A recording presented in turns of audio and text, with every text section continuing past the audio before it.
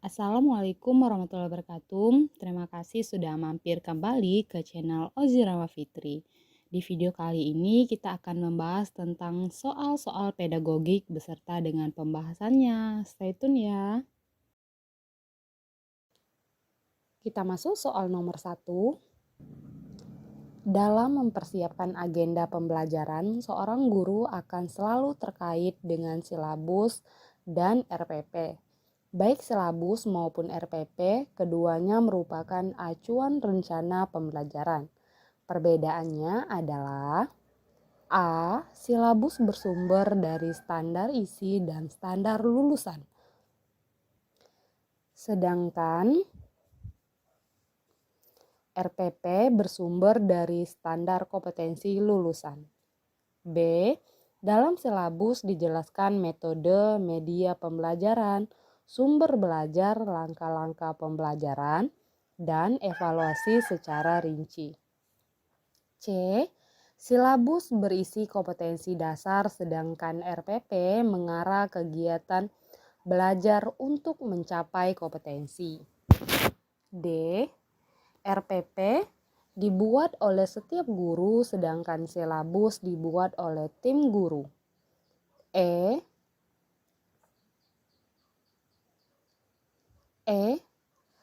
Silabus dan RPP keduanya disusun oleh setiap satuan pendidikan.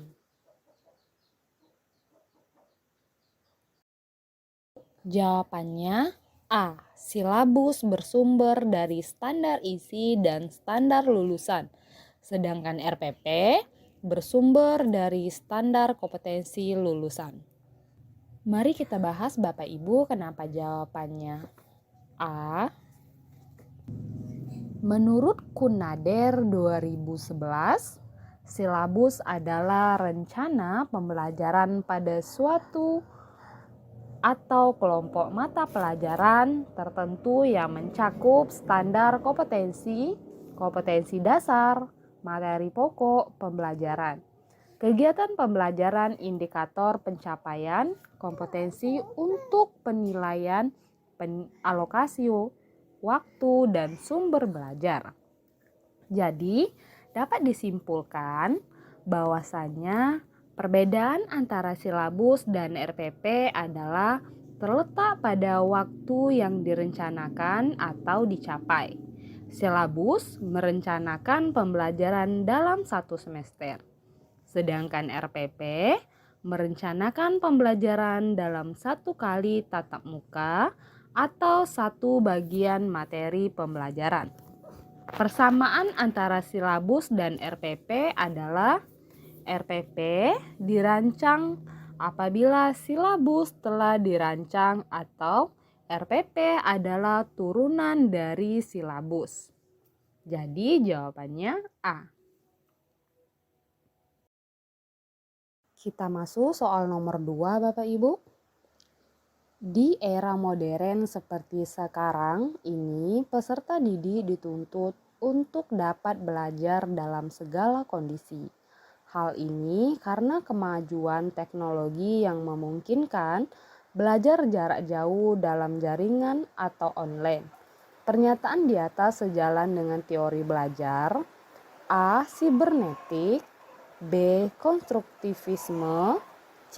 Behavioristik, D. Kognitif, E. Humanistik. Jawaban yang benar kira-kira apa Bapak Ibu?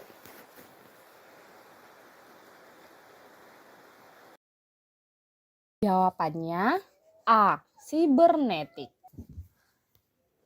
Mari kita bahas Bapak Ibu kenapa jawabannya A. Teori sibernetik memiliki kesamaan dengan teori kognitif, yaitu mementingkan proses pembelajaran dari hasil belajar. Perbedaan teori ini dengan teori belajar kognitif adalah bahwa proses belajar sangat ditentukan sistem yang dipelajari. Cara belajar secara sibernetik terjadi jika peserta didik mengelola informasi, monitornya, dan menyusun strategi berkenaan dengan informasi tersebut. Hal yang terpenting dalam teori ini adalah sistem informasi yang akan menentukan terjadi proses belajar. Kita masuk soal nomor 3, Bapak Ibu. Landasan pendidikan nasional adalah Pancasila. Oleh sebab itu, kerangka-kerangkanya dirumuskan berdasarkan asumsi-asumsi metafisika, epistemologi, dan aksiologi Pancasila, serta diikuti dengan uraian implikasinya terhadap pendidikan. Pernyataan tersebut merupakan landasan dari A. Mental spiritual, B. Filosofis, C. Yuridis pendidikan, D. Moral, E. Agama.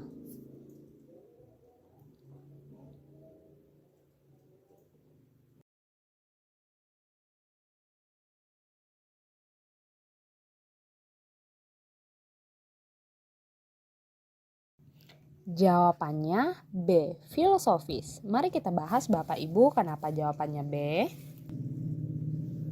Pancasila merupakan mazhab filsafat tersendiri yang dijadikan landasan pendidikan bagi bangsa Indonesia yang dituangkan dalam Undang-Undang Sistem Pendidikan dalam Pasal 2 yang menyebutkan bahwa pendidikan nasional berdasarkan Pancasila dan Undang-Undang Dasar 1945. Sebagai sebuah filsafat dan sebuah ideologi bagi bangsa Indonesia, Pancasila adalah dasar dari pelaksanaan segala aspek kehidupan bagi bangsa Indonesia. Jadi jawabannya B. Kita masuk soal nomor 4, Bapak Ibu. Pendidikan merupakan suatu upaya untuk membantu manusia agar mampu hidup sesuai dengan martabat kemanusiaannya. Hal ini karena pendidikan bersifat A. Humanisasi, B. Individualitas, C. Sosialitas, D. Potensialitas, E. Semua jawaban benar.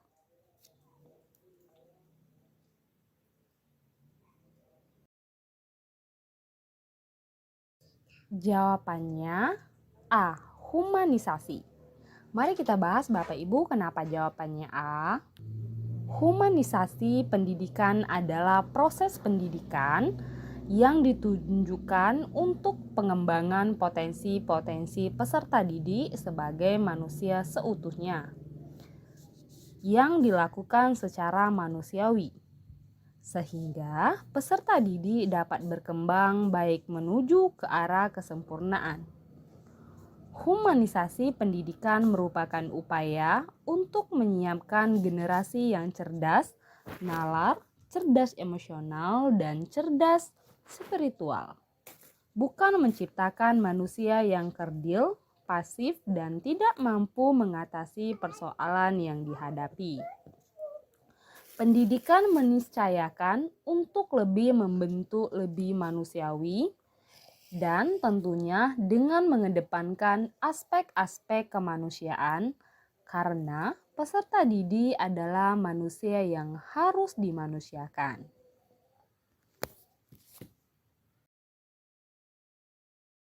Kita masuk soal nomor 5, Bapak Ibu.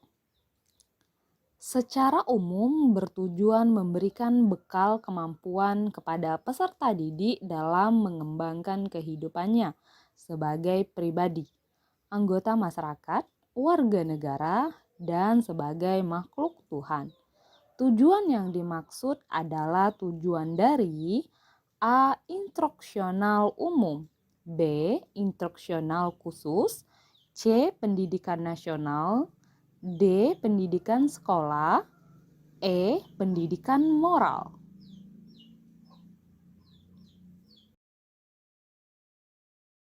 Jawabannya C. Pendidikan nasional. Mari kita bahas kenapa jawabannya C. Berbicara tentang tujuan lembaga pendidikan sekolah, maka tidak lepas dari tujuan pendidikan nasional itu sendiri. di mana tujuan pendidikan nasional berdasarkan Pancasila dan Undang-Undang Dasar 1945. Sebagai tercantum dalam Undang-Undang Dasar Nomor 20 Tahun 2003 Pasal 3 tentang Sistem Pendidikan Nasional. Tujuan pendidikan nasional adalah untuk mengembangkan potensi peserta didik agar menjadi manusia yang beriman dan bertakwa kepada Tuhan Yang Maha Esa, berakhlak mulia, sehat, berilmu, cakap, kreatif, mandiri, dan menjadi warga negara yang demokratis, serta bertanggung jawab.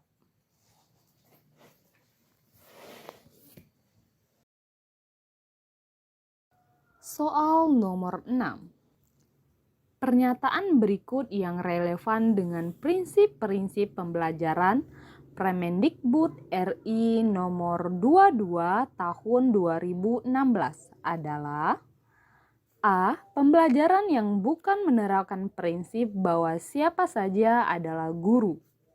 B. Dari peserta didik mencari tahu menuju peserta didik diberi tahu. C. Dari pembelajaran berbasis kompetensi menuju pembelajaran berbasis konten tematik. D. Partisipasi aktif peserta didik dan berpusat pada peserta didik. E. Pembelajaran dapat diimplementasikan kapan saja, di mana saja, dan siapa saja.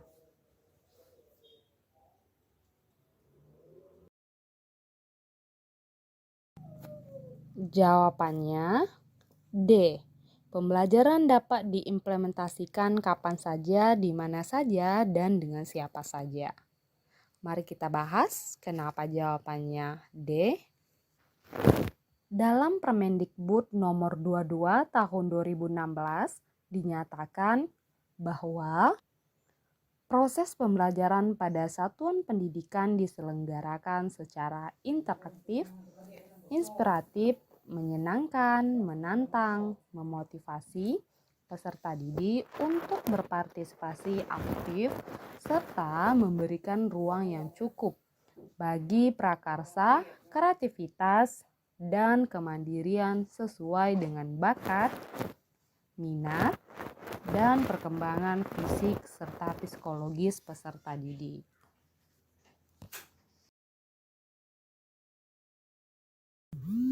Kita masuk soal nomor 7. Pada saat mempersiapkan kegiatan pembelajaran, seorang guru dituntut mampu menyiapkan strategi pembelajaran dan menentukan media yang akan digunakan dalam pembelajaran tersebut. Kemampuan dasar yang harus dimiliki seorang guru terkait dengan keterampilan memilih media pembelajaran adalah: A. Guru harus mengetahui latar sosial budaya siswa dan sekolah. B. Guru mengetahui cara mengevaluasi pembelajaran dengan menggunakan media. C. Guru harus memahami karakteristik dari media pembelajaran tersebut. D. Guru harus menyesuaikan diri dengan kemampuan sekolah. E. Guru menyesuaikan dengan materi pembelajaran.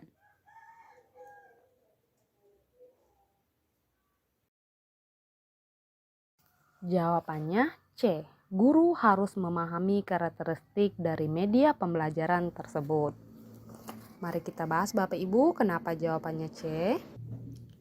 Kriteria yang perlu dipertimbangkan guru atau tenaga pendidik dalam memilih media pembelajaran menurut Sudjana 1990 yaitu ketepatan media dengan tujuan pengajaran, dukungan terhadap siswa bahan pelajaran, kemudahan memperoleh media, keterampilan guru dalam menggunakannya, tersedia waktu untuk menggunakannya, sesuai dengan taraf berpikir anak.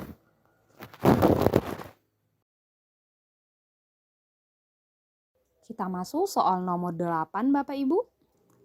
Salah satu indikator keberhasilan seorang guru dalam mengajar adalah hasil belajar siswanya.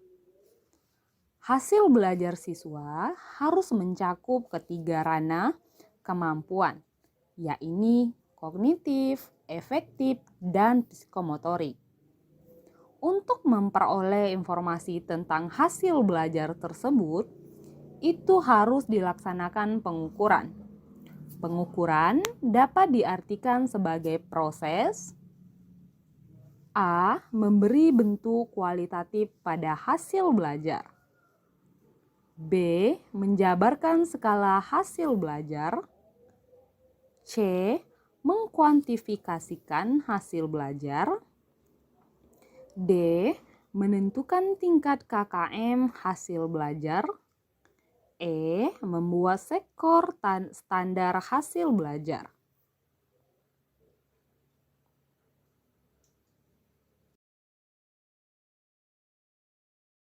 Jawabannya C. Mengkuantifikasikan hasil belajar. Mari kita bahas kenapa jawabannya C. Salah satu indikator keberhasilan peserta mengajar adalah hasil belajar peserta didik. Hasil belajar peserta didik harus mencakup ketiga ranah kemampuan, yaitu kognitif, afektif, dan psikomotorik. Untuk memperoleh informasi tentang hasil belajar tersebut, itu harus dilaksanakan pengukuran. Pengukuran dapat diartikan sebagai proses mengkuantifikasi hasil belajar.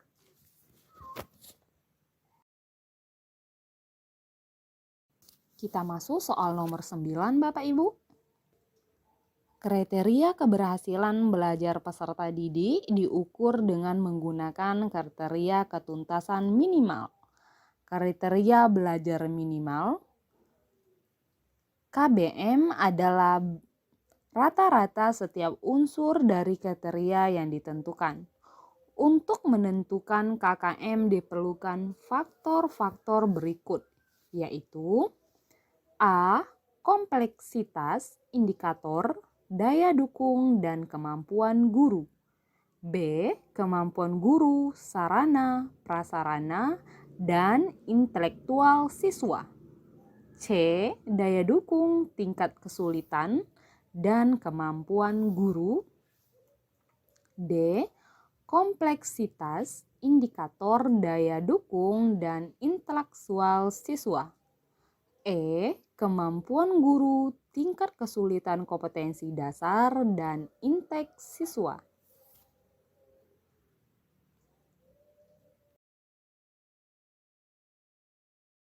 Jawabannya D. Kompleksitas indikator, daya dukung, dan intek siswa. Mari kita bahas Bapak Ibu kenapa jawabannya D. Penentuan KKM dapat pula ditentukan dengan menghitung 3 aspek utama dalam proses belajar mengajar siswa.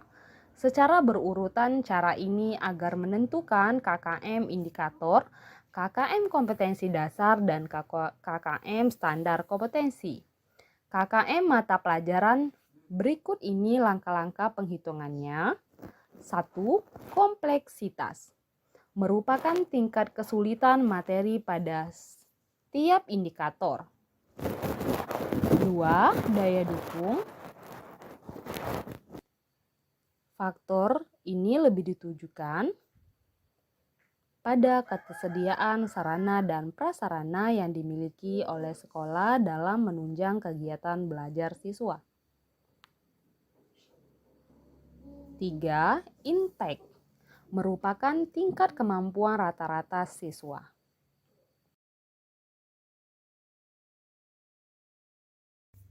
Baiklah Bapak Ibu, kita sudah hampir di penghujung video. Terima kasih sudah menonton. Jangan lupa subscribe and follow Ozrama Fitri biar saya semakin semangat untuk membuat videonya. Bye-bye. Assalamualaikum.